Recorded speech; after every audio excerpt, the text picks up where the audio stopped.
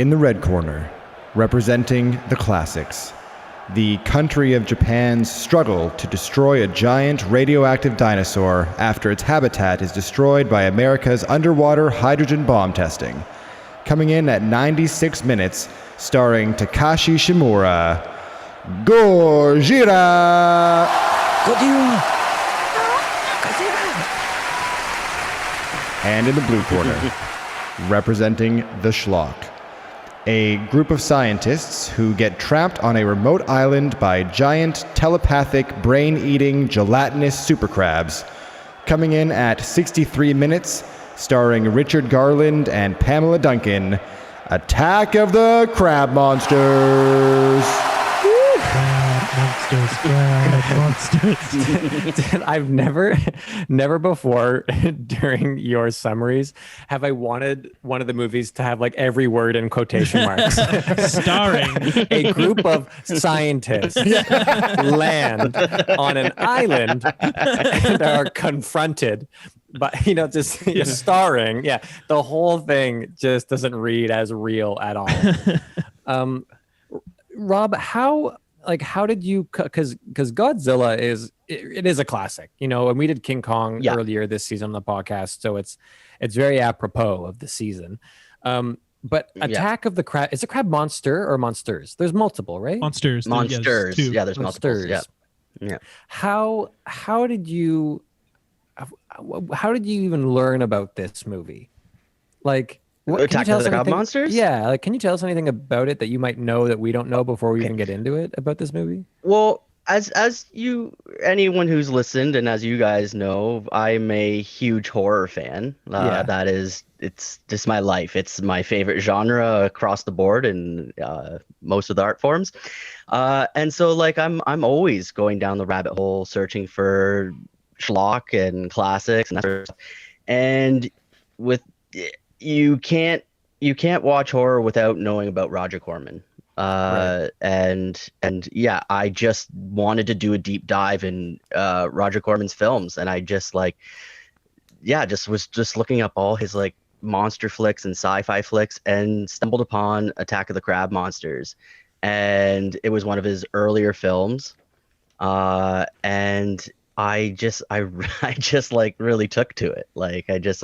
But across the board, I love giant monster movies. Right, it's like one of my favorite like film genres, especially subgenres of horror. Like I love giant monsters, and I love this particular era of like the early 50s going into the 60s of this like atomic monster genre. Like yeah.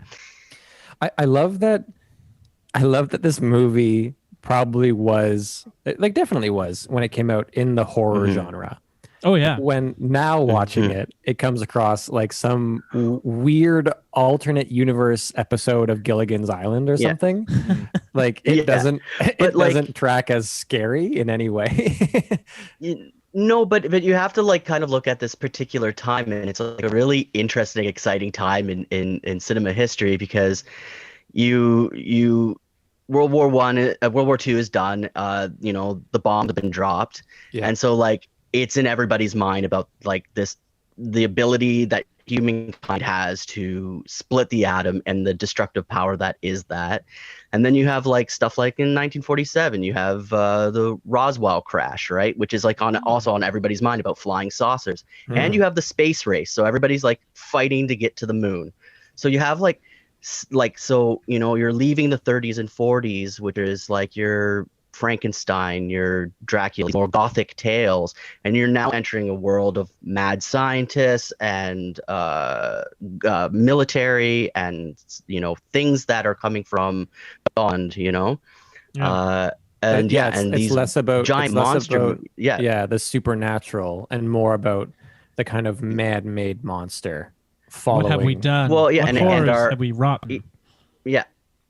Well, yeah, and it's all about it's hubris. It's all about hubris, and and these creatures are a representation, a metaphor for the destructive power that we control, and also nature, biting back, right, pun intended. As a telepathic antimatter crab? I'm trying to understand. Yeah, It's what like it was. mercury. Yeah. It's like You know what? mercury, and if you stick your finger in mercury, you can cut the crab leg off. Okay. Yeah. Yeah. No, the science it all adds up. Yeah. It's the science in these movies is pretty wonderful. Well, I feel like we should jump into it. So, because I have a number of questions. I just want to talk about it. So let's jump into our first category. So round one, story good. There's a bell sound effect that he puts in. So I'm still gonna keep going with Attack of the Crab Monsters.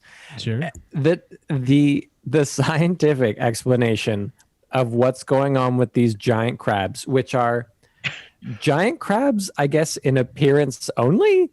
There's an explanation that's given by the sometimes German-ish Sometimes physicist French or something. Sometimes German. Yeah, sometimes German, where he explains that it's not being held together the same way that our atoms are. It's being held the other way. So it's more of like a shaped liquid. And because it's a shaped liquid, it can absorb brain matter, which absorbs their minds. Mm-hmm. And so these crabs are telepathic. They're also really invulnerable to like explosions because they're not like a solid matter. But also, if you just like move a blade through it, it dissembles it sometimes. It is and also if a rock craziest- falls through its head and hits its brain, it will be technically dead unless you pull the rock out of its brain. Then it comes again. back to life. It's science. Right. It works. Okay. pure science. Einstein said that crab meat in mercurial form can travel at the speed of light only if it matches its energy output times c, right? Yeah, and can telepathically communicate with the voice of the people it consumes only at night, obviously. Yeah, only at night.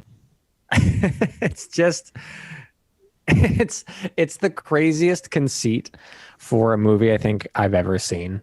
Yeah. And also this movie has no like opening. It just suddenly it has no ending either. It's barely got a middle. It's like an hour and 6 minutes, right? So it kind of has a beginning. I mean, they show up and then they do say that there was another science team on the island. That's why they're there. They're there to search for them. Yeah. Although they seem sort of like lazy about the whole process. Like it's just like, well, what happened to them? I don't know if we'll ever know. And it's like that's the reason why they are there is to find it out. But it's just like, we'll never know. The Citizen Kane of the week is